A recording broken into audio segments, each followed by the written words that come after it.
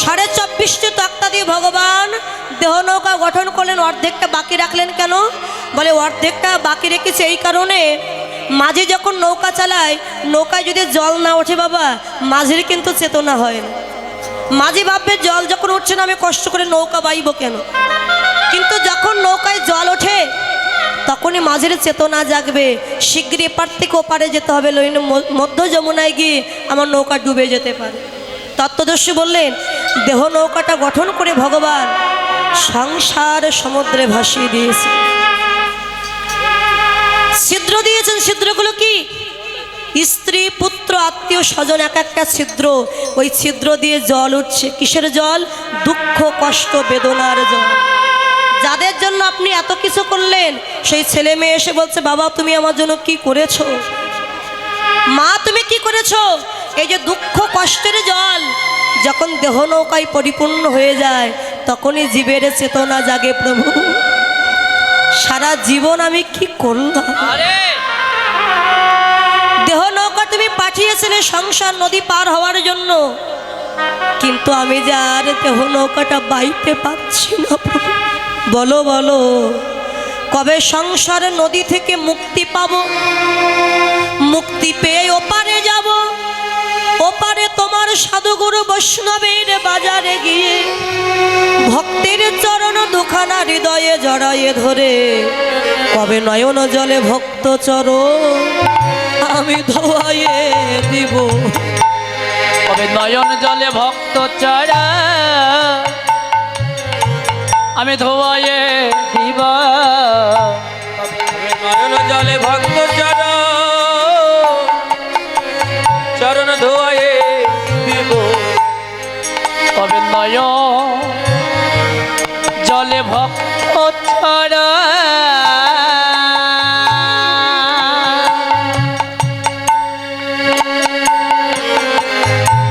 আমি ধোয়াইয়ে দিব।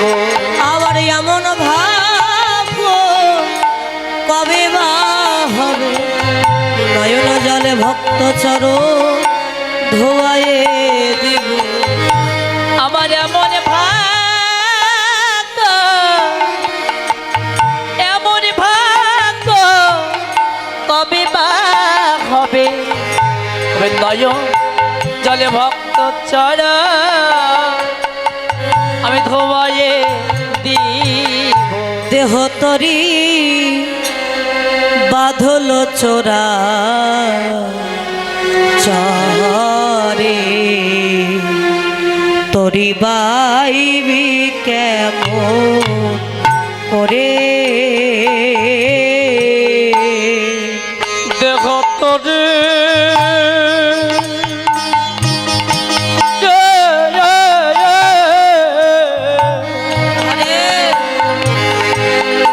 বাঁধিল চরা চলে তোরি পাইবি কেমন করে? এই যে গানটি মহাজন গাইলে, দেহ তরি বাঁধলো চরাচর তরি বাইবি কেমন করে? দিনের আলোয় না ছাড়ালে মরবি অন্ধকারে তোরি পাইবি কেমন করে? তোরি পাইবি কেমন করে? যখন মাঝি নৌকা চালায়, নৌকা যদি চরাচরে বেঁধে যায় বালুর চরাচরে, ছড়াতে হলে দিনের আলো মানে সূর্যের আলো থাকতে থাকতে নৌকা ছাড়াও, নইলে সন্ধ্যা হয়ে গেলে চোখে দেখতে পাবে না, ছাড়াতে পারে না। দেহ নৌকা সংসারে চরাচরে বেঁধে গেছে, সংসারে চরাচর থেকে যদি মুক্তি পেতে দিতে হয়, যদি ছাড়াতে হয়, দিনের আলো অর্থাৎ এই আয়ু সূর্য থাকতে থাকতে, এই দেহের যৌবন থাকতে থাকতে ছাড়াও, বৃদ্ধ হয়ে গেলে যার ছাড়াতে পারবে না। কেন জানো? মহাজন বললেন আরে এই দেহ নৌকার মাঝি যারা বৃদ্ধ হয়ে যাচ্ছে তারা চিনবে না আর নদীর ধারা আধার নেমে এলে এই দেখো নদী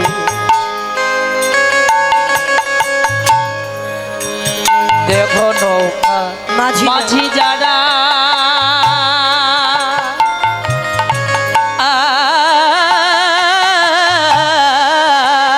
দেখো এই যে বৃদ্ধ হয়ে যাচ্ছে তারা আরে চিনবে না আর নদীর ধার ধারা আধার নেমে এলে এই দেহ নৌকার মাঝিগুলো কারা চোখ মুখ হাত কান চরণ এক একটা মাঝি সবাই বৃদ্ধ হয়ে গেছে ভেবে দেখুন খালি চোখে দেখতে পেতেন এখন চশমা ছাড়া চোখে দেখা যায় না মাথায় ধরে রাখা যায় না লাঠি ছাড়া এখন চলতে পারে না। দেহ নৌকার মাঝিগুলো সবাই বৃদ্ধ হয়ে গেছে আস্তে আস্তে চলবে কি করে দিনে দিনে দিনাগত তোমার এই আয়ু সূর্য অস্তগত ওরে দিনে দিনে দিনগত আয়ু সূর্য অস্তগত ও তুই কুসঙ্গে হলি মর্ত তুই কুসঙ্গে হলি মত ও তুই কুসঙ্গে হলি মর্ত তুই কুসঙ্গে হলি মত একবার ভাবলি না অন্তরে তোরি পাইবি কেমন ওরে পাইবি কেমন ওরে তাই তো সকাল সকাল দেহ নৌকাটা সংসার চরাচর থেকে মুক্তি দিয়ে চলো ওপারে আমরা চলে যাই তা গোবিন্দ নাবিক যখন নৌকা গঠন করলেন সৃজিল তরণী খানি প্রবালে মুকুতয়ানি মাঝে মাঝে হীরারও গাঁথনি সিকি পুচ্ছ গুঞ্জ ছড়া রজত কাঞ্চনে মোড়া কেরোয়াল রজত কিঙ্কিনে তপন তনয়ার নিরে তরণী লইয়া ফিরে বিদগদ নাগর রাজ গোবিন্দ দাস ভনে কি আনন্দ হইল মনে রণঝন নো পড়বা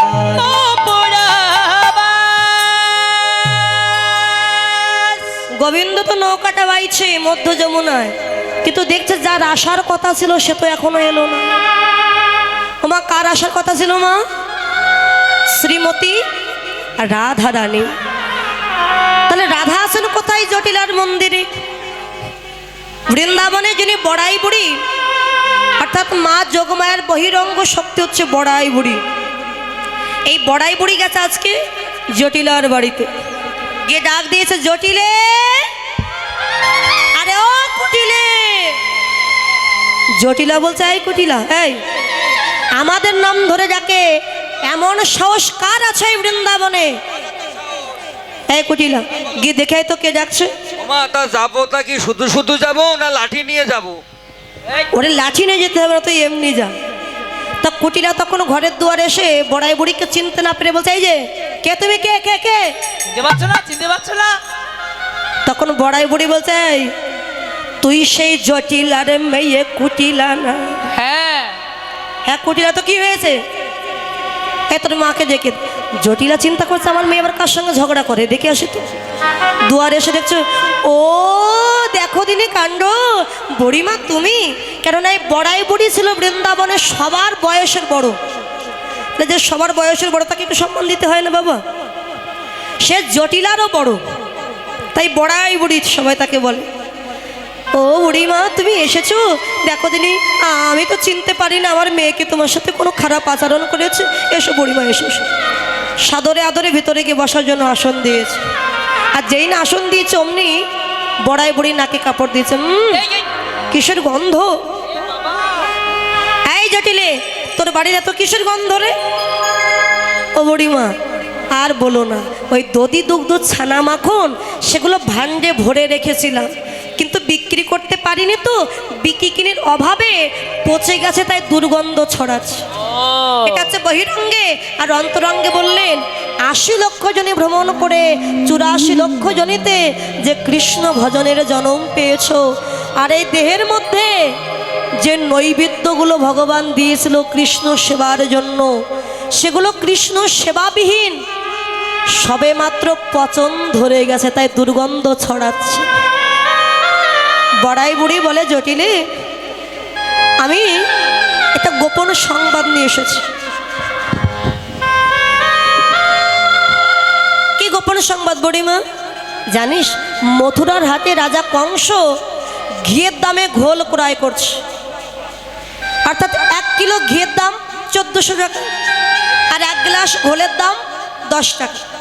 তাহলে ঘিয়ের পরিমাণে যদি কেউ ঘোল দিতে পারে ১০ টাকা নয় ১৪০০ টাকা দেবে। রাতারাতি বড়লোক হওয়ার এর থেকে ভালো উপায় কিন্তু আর আমরা দেখছি না। এই জটিলে, এই তাই আমি এসেছি তোকে নিয়ে যাওয়ার জন্য। আর দেরি করিস না, শীঘ্রই করে দধি দুগ্ধ ছানা মাখন সাজিয়ে চল, আমরা মথুরা হাটে বিক্রি কিনে করতে যাই। জটিলা বলছে, বড়িমা তুমি তো বলছো ওখানে কি ওমা বয়স হয়ে গেলে কোথায় ব্যথা হয় গো মা?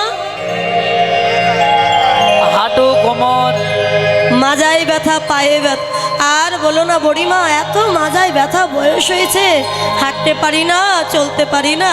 আমার কি আর সেই বয়স আছে যে আমি মথুরার হাটে বিক্রি কিনে করতে যাব? ও জটিলে, তাহলে এক কাজ কর, তুই তোর ছেলে আয়ানকে পাঠিয়ে দে। আমার ছেলে আয়ান তো দিনরাত মা কালীর পূজা নিয়ে ব্যস্ত, সে যাবে না ও মথুরার হাটে। তাহলে এক কাজ কর, হ্যাঁ এই জটিলে, তোর মেয়ে কুটিলা তো আছে, ও যদি যায় সব বনাশ করে ফেলবে। বড়িমা তুমি আর লোক পেলে না? যায় না, আমার মেয়ে কুটিলা যদি হাটে যায় তবে কি হবে জানো? কি হবে রে?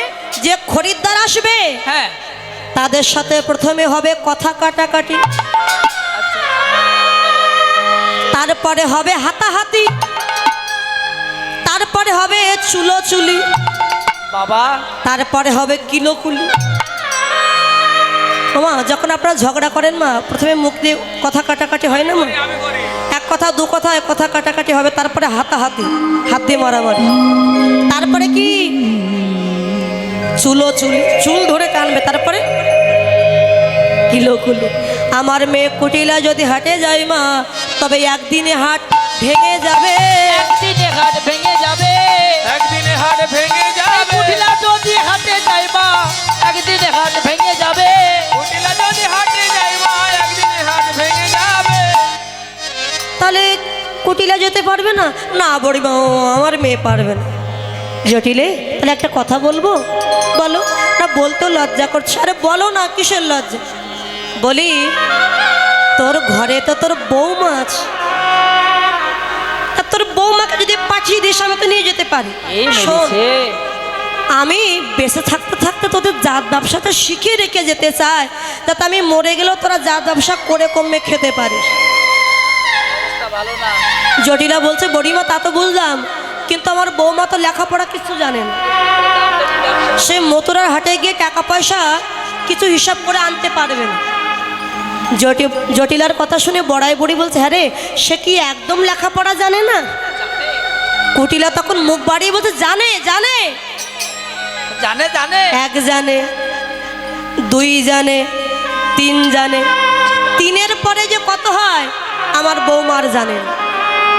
কুটিলা তখন তার কথা শ্রবণ করে, জটিলার কথা শ্রবণ করে বড়াই বুড়ি মনে মনে বলে, ও জটিলে ও কুটিলে, 3 পর্যন্ত জানে কেন জানিস? করে 3 বলিতে কৃষ্ণের ত্রিভঙ্গ বাঁকা, ও যে 3 বলিতে কৃষ্ণের ত্রিভঙ্গ বাঁকা, সে যে কৃষ্ণ হিসাব ভালোই জানে, 3 বলিতে কৃষ্ণের ত্রিভঙ্গ বাঁকা, ও যে কৃষ্ণ হিসাব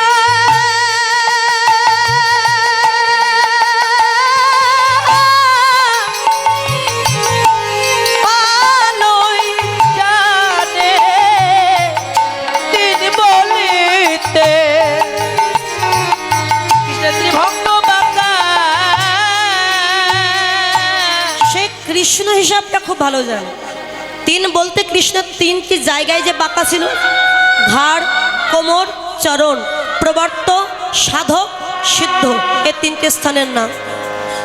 তো জটিলার কথা শ্রবণ করে বড়াই বুড়ি বলছে, চিন্তা করিস না জটিল, তোর বৌমা না হয় লেখাপড়া জানে না। কই তোমার বৌমা কই? কিন্তু আমি তো জানি, আমি মথুরার হাটে গিয়ে দধি দুগ্ধ ছানা মাখন বিক্রি করে টাকা পয়সা হিসাব করে এনে আমি তোকে বুঝিয়ে দেব। এই কথা শুনে জটিলা বলছে, তাহলে তুমি যখন টাকা পয়সা নিয়ে আমাকে বুঝিয়ে দেবে তাহলে তার কোনো কথাই থাকলো। ঠিক আছে, আমার বৌমাকে নিয়ে যাও, দেখো রন্ধনশালায় বসে আছে। এদিকে রন্ধনশালার দুয়ারে গিয়ে যেই না দাঁড়িয়েছে আমার বড়াই বুড়ি, রায়ধনী বড়াই বুড়িকে দর্শন করে বলছে, বুড়িমা, বলে ওগো বুড়িমা, কহিতে ডরাই যে মোর মনের দুঃখ, দুঃখ গো, যে মোর মনের দুঃখ। বলি ওগো বুড়িমা, কহিতে ডরাই যে মোর মনের দুঃখ গো, যে মোর মনের দুঃখ।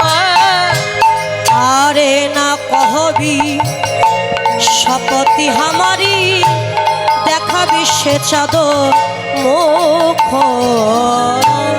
না কহবি শপথ আমারি, দেখাবি সে চাঁদা মখা। আমায় দেখাইবি, আমায় দেখাইবি সচাদ মুখ আমায় দেখাইবি, সচদ মুখ আমায় দেখাইবি, দেখাবি সে চাঁদ দেখাবি সে চাঁদ মুখ। আরে বাঘিনী মাঝারে বসতি হামর, না ছাড়ি দীঘল শ্বাস। বাগিনী মাঝারে বসত আমারা, না ছাড়ি দীর্ঘ শ্বাস রে, না ছাড়ি দীর্ঘ শ্বাস। আহা, কি কহব বিশেষ আঙিনা বিদেশ, কইব সে আঙিনা বিদেশ। অগিরা বিদেশ। আমি না পড়ি নীলম বাস, আরে কিবা না পড়ি দিল বাসি রে, কিবা পরে দিল বাসি রে, পরে দিল বাসি রে, না পরে দিলাম ওগো বুড়িমাই, আমি এমন বাদিনীর ঘরে বসত করি, যে ঘরে বসে কৃষ্ণ নাম গাইতে মন, কৃষ্ণ নাম শ্রবণ করিতে মন, নীল বসন পরিধান করিতে ও মন। আমি যখন কৃষ্ণ নাম জপ করি, আমার শাশুড়ি আর ননদে গিয়ে কত গঞ্জনা দেয়। আমি কেমন করে আমার বধূর দর্শন পাব? বড়াই বুড়ি বলছে, আরে নাতনি, তুই কাঁদছিস কেন? আমি তো তোকে নিয়ে যাব বলেই তুই এসেছি। যদি কৃষ্ণের দর্শন করতে চাস, আর দেরি না করে শিগগিরই করে দধি দুগ্ধ ছানা মাখনের ভাণ্ড সাজিয়ে রে নাতনি, চল আমরা মথুরার হাটে বিক্রি কিনি করতে যাই। এই কথা শ্রবণ করে রায়ধনী বিলম্ব না করে ললিতা বিশাখা সখীগণকে নিয়ে বড়াই বুড়িকে নিয়ে দধি দুগ্ধ ছানা মাখনের ভাণ্ড সাজিয়ে নিয়েছে। সাজিয়ে নিয়ে মাথায় করে নিয়ে জটিলার কাছে গিয়ে জটিলার চরণে প্রণাম করেছে। জটিলা রাধার মাথায় হাত দিয়ে বলে, বৌমা, তুমি যে মনোবাসনা নিয়ে যাচ্ছ বৌমা, মা কালী তোমার মনের বাসনা যেন পূর্ণ করে। রায়ধনী দেখছে আমার মনের আশা তোমার বধূর দর্শন, অবশ্যই আমার বধূর দেখা আমি পাবো। বৌমা, তা যাও, একটু মা কালীর নাম গাইতে গাইতে যাও, আমার আয়ানো বড় খুশি হয়। রায়ধনী দেখছে আমার বধূর নাম শ্যাম আর মা কালীর নাম শ্যামা, দুইজনের নাম আমার বলা হবে। তাই শ্যামা মায়ের নাম গাইতে গাইতে চলো। আমার শ্যামের নাম শ্যামা মায়ের আমার স্বামী শ্যামা মায়ের নাম আমার স্বামীর নাম শ্যামা মায়ের